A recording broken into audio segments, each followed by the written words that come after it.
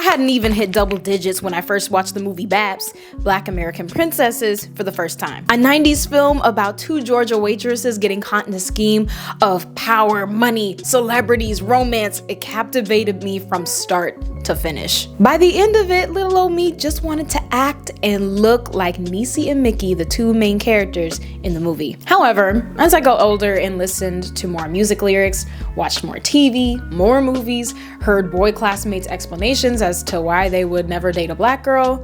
P.S. Why is that a rite of passage? Let's stop that. Let's stop. I quickly realized that the depictions of Niecy and Mickey weren't supposed to be like princesses or girly at all. They were supposed to be parodies of supposed ghetto, undesirable women. One of my most recent watches, I found myself really appreciating the fashion again, and it reminded me of all of the Coquette videos that I've seen all over my feed of women wearing pink and embracing all the things that make them feel girly for no one else but them. And I for real thought to myself, what makes that aesthetic so different from my girls Niecy and Mickey? What does dressing in the Coquette aesthetic mean for femininity, and why does it take on such a different meaning when black women choose to embrace theirs? Let's answer that. I'm Taylor Cassidy, and this is Black Girl Magic Minute. We need black queens on the TV screen and behind the scenes. Melanated women know what that really means. You need to be seen. They run the world full throttle. Pretty black faces, more than a model. Get black magic, girl, put it in a bottle. Come on, girl, it's your cue. Mad potential in you. First, I want to thank you guys for waiting for this video. It's been a while, but I promise I am so glad to be back. And here's a comment I wanted to shout out that made me smile this week. Now, let's get started. Starting all the way from the beginning. What is the Coquette aesthetic? And how do you dress in it? Luckily, I met with a content creator and certified style icon to spill the tea. So my name is Ravia, and I am a college student currently, but I am a content creator. I like to create content based on like the Coquette aesthetic. Coquette has like been a brand that's like pink, but I know like pink is not everybody's favorite color. As like a Coquette aesthetic, you can also get away with branching out with like softer colors, having frilly details. Like I love to wear my socks, which have like the lace cuff around. Lace is also a big Coquette staple. Delicate details. I like to wear puff sleeves. It's just like really cute, really feminine. I normally would lean more into like light pinks and stuff like that. Lace, frilly, ribbons, a lot of bows, I would say. Things like Angelina ballerina, or like if you're like in traditionally like feminine like activities like ballet, like just kind of things you think of, mostly like white, like art history, kind of like the long dress, like Regency kind of. I feel like Coquette's a mindset. I think it's more than the clothes. You need to just give soft vibes, like give soft life, like give like plants and trees and like cows and stuff. Like the word coquette is French. It's defined by Oxford English Dictionary as a woman who trifles with men's affections, a woman given to flirting or coquetry. Coquetry. There have been many uses for the word coquette over the past few centuries, but the general consensus is that it's a woman using her womanly wiles to catch a man's eye, flirt with them, and cause trouble. Now, I have to mention there is a history in the Coquette aesthetic, but that's not what this video is about. But if you're interested in commentary about that, you can take a look at all of my research sources below that dive into that. However, one thing is for sure, the attitude with Coquette goes in line with femininity and men's pleasure. And because of that, expressing femininity has been inseparable from enticing men. For years, women have been indoctrinated to think they owe a part of their femininity to men, thereby forcing them to employ a kind of double consciousness, balancing what they want and like with how they will be subjected to male scrutiny and violence. Because of this hyper-awareness, the choice to emphasize one's beauty or show a little more skin is assumed to have ulterior motives, and therefore a reason to blame women for unwanted attention. This pressure is sadly linked to the coquette trend, as the word was ultimately created by men to justify their mistreatment of young women. Edgar Degas, who like painted ballet like dancers in like the late like 19th century, those were like women really trying to work and survive, and were often at the hands of like studio owners and people. They had to dance for money. And though like some people had to prostitute themselves, so we can't really put those projections because those people were doing labor to survive. And when you like commodify a form of labor or practice into like a fashion aesthetic, it devalues the survival of the people within that context.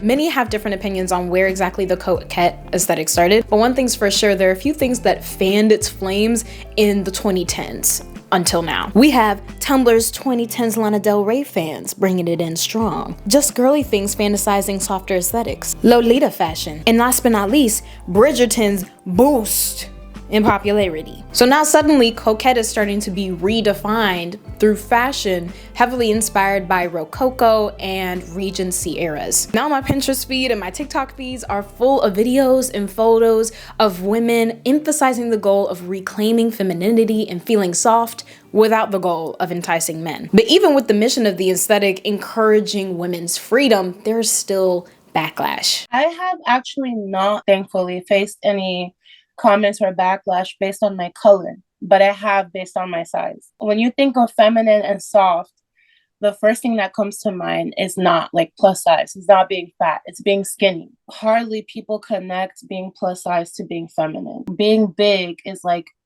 considered to like, you know, being manly or being like, you know, like I don't know how to explain it. Like, because I've received a bunch of comments saying that, oh, like, why are you wearing like these kind of like little girl things, or like trying to be like, you know, all girly when it doesn't really fit you. The Coquette aesthetic stems from, you know, the classical eras. I've taken like a oil painting class, and in that oil painting class I took last semester, we did a deep dive into like art history, and I finally like had like the epiphany, like, wow, there's not really people of color when you look at classical paintings. There's like basically none, like no representation. Taking this back to like the Coquette aesthetic, which stems from like classical aesthetics like Rococo and stuff like that, but basically modernized, it's hard for people to envision, you know, people of color in this kind of like, you know, elegant,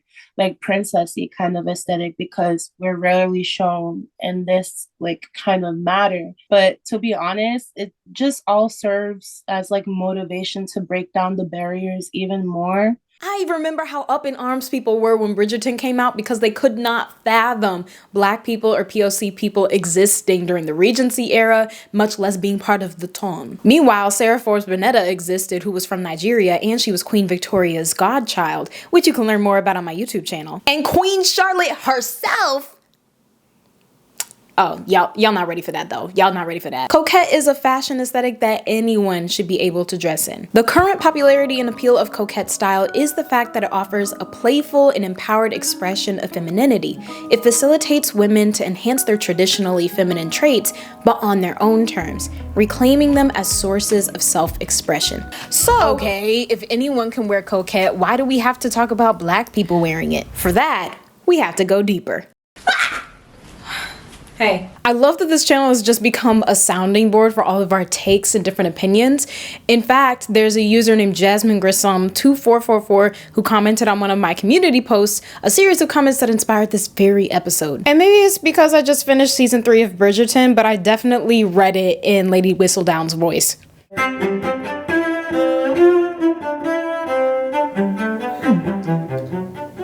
love to see a deep dive into the soft Black girl.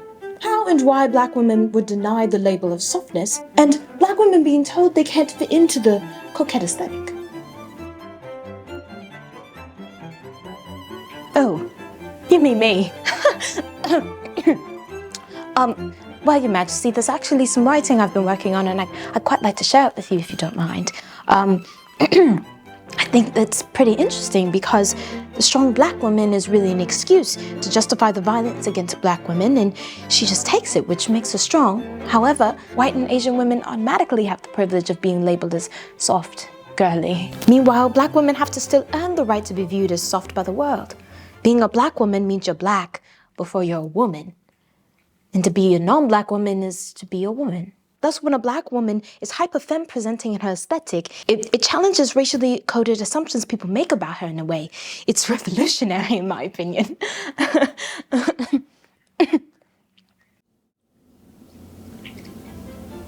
You'd be a great writer.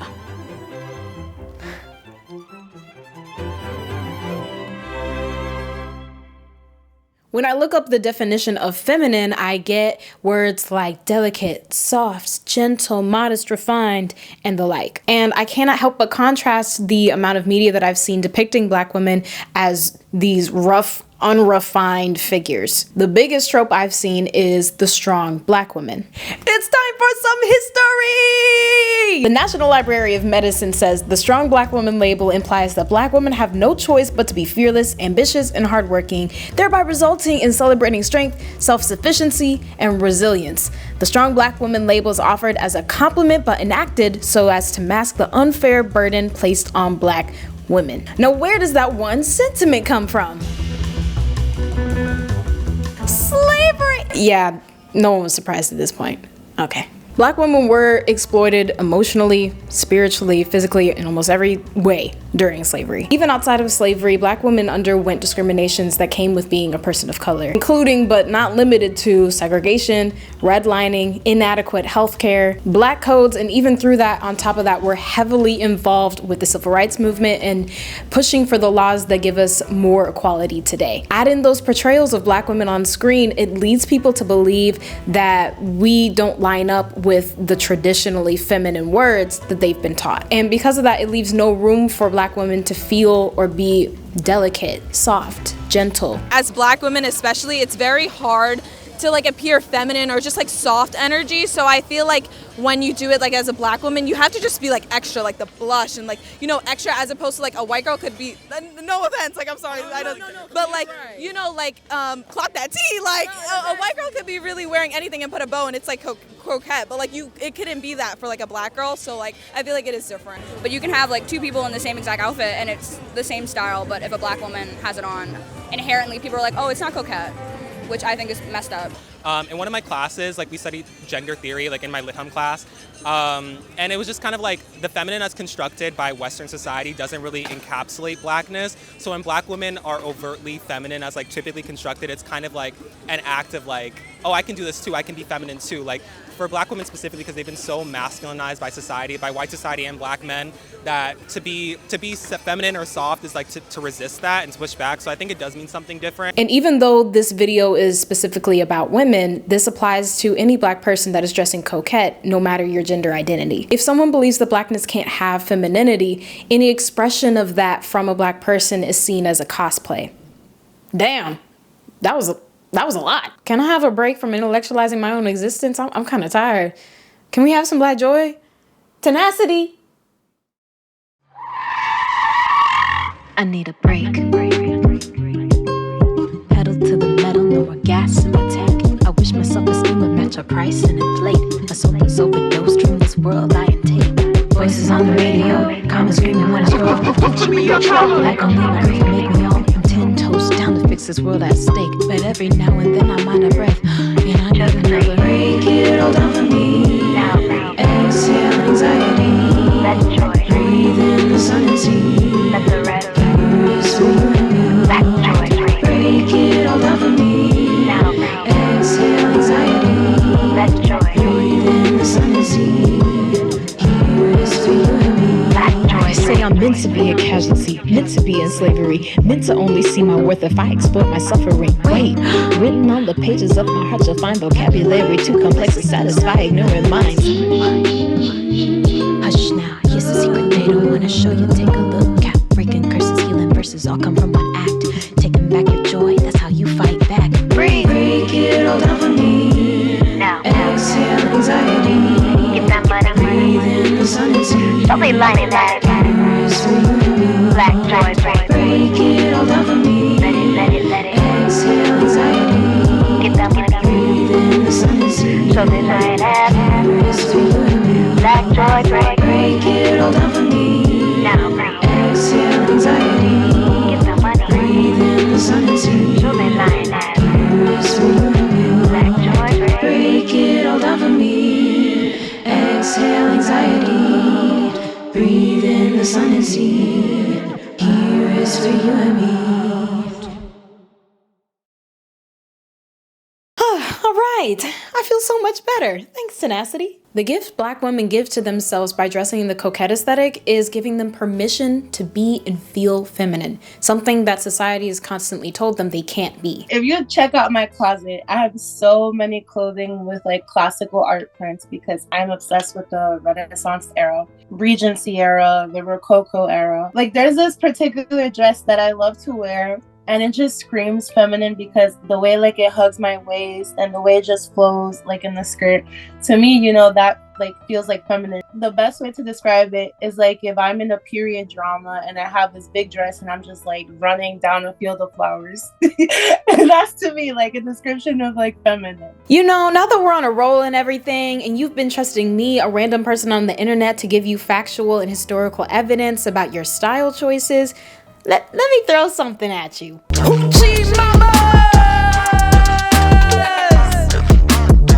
This is an aesthetic that has been commonly associated with quote-unquote ghetto, undesirable, unstylish Black women that are overly sexualized, just like my beloved characters Niecy and Mickey. This style includes things like hoop earrings, acrylic nails, bright colors, bold lipstick, elaborate hairstyles. I ask you to consider some things. If the definition of coquette started off as describing women who use their feminine wiles to sexually manipulate men, has been associated with exaggerated feminine styles of clothing, and has been redefined to escape the male gaze, why can't, for a lack of a better term, the hoochie mama be considered coquette too? Is this a reach? Maybe, but I think the comparison is an excellent spotlight to ask ourselves why we define femininity differently when it doesn't come from European origins like Rococo and Regency. It helps us to ask ourselves, have I been viewing Black femininity as less valuable? Something I think is really funny is seeing like the coquette Black girls talk about like reclaiming their girlhood, and it's like bows and like all these like really pale like dusty pink. My girlhood was not like pink bows. It was those little bubbles, and it was like wearing my natural hair in like long and like a little like 4 plaits and twists. And I think those are so cute, and I think that like that is like genuinely like such a treat. And I think it's like, oh my god, that's so cute, oh my god. Like that's what I want to dress my kids up as, right? If we take away the notion that the utmost hyper feminine things have to come from a European origin, we can look at things like the inspirations behind the earthy Black girl aesthetic as coquette too. Because at the end of the day, coquette is just feminine. And if you're defining femininity with Europeanism, where do we go? As we've learned, the coquette aesthetic isn't just about French and English royalty aesthetics. It's a lifestyle, an individual decision to define femininity for yourself. I think that the feminine isn't restricted to the binary gender. Like I feel like I'm very feminine, or like I embody that vibe. True to yourself. I know that's like a weird answer to have, but like just being in touch with like yourself, your emotions, being loving, peaceful, like calm and like forthcoming with all of that kind of energy, I think is feminine to me. I think we always inherently like think of like specifically just women when we think of femininity, but I think long as you have like a soft energy to yourself, that's feminine to me. It's just kind of like an energy, a willingness to be in tune with yourself and your emotions. I don't know, like it gives like moon vibes, just like being emotionally intelligent, like being, I don't know, feminine. It's just like a state of mind. Now I have like the freedom to experiment what my style is and what I actually like without, you know, paying too much mind to like other people's opinions that I let like hinder me. Like even my mom sometimes, I have an Hispanic mom. And sometimes when she would see me step out of my room because we live together, she'll be like, girl, what are you wearing? But something that I love that my mom always tells me, 𝔂𝓸𝓾'𝓮, meaning like don't take like anybody's word for it. Dress the way you love. Even though I personally sometimes don't like the way you dress, I'm just happy to see that you found a style that, you know, feels home to you. As like girls of color, girls who are plus size, you know, do not be afraid to like, you know, explore your styles, but like don't feel like the need that you have to be tied down to certain elements to be considered coquette. It's something that I've like formed for myself, and I feel like that's something that everyone should have. You know, I'm on Instagram at 𝓂𝓾'𝓮, and I'm also in Pinterest on 𝓂𝓾'𝓮 without the dot, and TikTok 𝓂𝓾'𝓮. AKA Let black women be, like. And to any black person that wants to dress in the coquette aesthetic, but they think they're not feminine enough or girly enough, you are feminine enough and you're worth it. Love yourself and leave yourself alone too. Whenever I see a black woman in the coquette aesthetic, I feel like I can just take a deep breath. With every dress, bow, and accessory, they are rewriting what black women are able to be. Anything. And one last thing before you leave, we have the black owned business of the week, 𝔂𝓸𝓾'𝓮, which is a black owned makeup brand. When I tell you their mascara, this mascara I'm wearing right now, if you catch me outside with makeup on, I'm using this mascara. I don't know what's in this. They put the ancestors' energy in this. I don't know what it is. I love this mascara. They create makeup and beauty products that are made, quote, for us, by us, for melanin-rich skin. I forgot to film the transition for this, but every week we do the round of winning, which is to celebrate black people that are just winning this week. So, Tenacity, take it away. Round one. W-I-N-N-I-N-G. Call me Aquila, cause I be winning. Shining so bright, these haters can't faze me. Proud of my blackness, so I can keep rising. It's a win that I hold my head high. It's a win that my dreams reach the sky. It's a win cause I think I'm so fly. And I will succeed, I've made up my mind. W-I-N-N-I-N-G. W-I-N-N-I-N-G. W-I-N-N-I-N-G. Round of winning. Round of winning. Thank you so much for watching Black Girl Magic Minute. You should listen to TikTok Radio on SiriusXM Channel 4. I am a host on TikTok Radio, and I have a segment called Taylor's DMs, where if you go into the comments right now and ask me a question about anything, advice, outfits, book recommendations, I will answer you on TikTok Radio. Watch Nick News on Nickelodeon. I'm a correspondent where we share kids news. Follow me on Instagram and TikTok, where I share Black history, motivational videos, and fashion. And you can follow the Black Girl Magic Minute Instagram. We post a lot of fun posts about pop culture. We feature you guys, and you can keep up to date about this YouTube channel. Subscribe to this YouTube channel for more Black Girl Magic Minute. Thank you so much for watching again. And remember, they call it Black Girl Magic because it is undeniable how beautiful your spirit is. So keep your head up, keep your dreams up, and keep rising. Round one. Do you wanna love me like that? And leave yourself alone too. Man, I'm just a girl. Say hi to the camera. Guys, hold block on the camera open for everyone to see. His block is out, Taylor. Oh, I'm putting it away. I'm putting it away. This is going in the booty reel. He's in the corner. I can't even take it back. Like words from his own mother. I'm sorry, this is still sending me. It's so cute. It's so funny.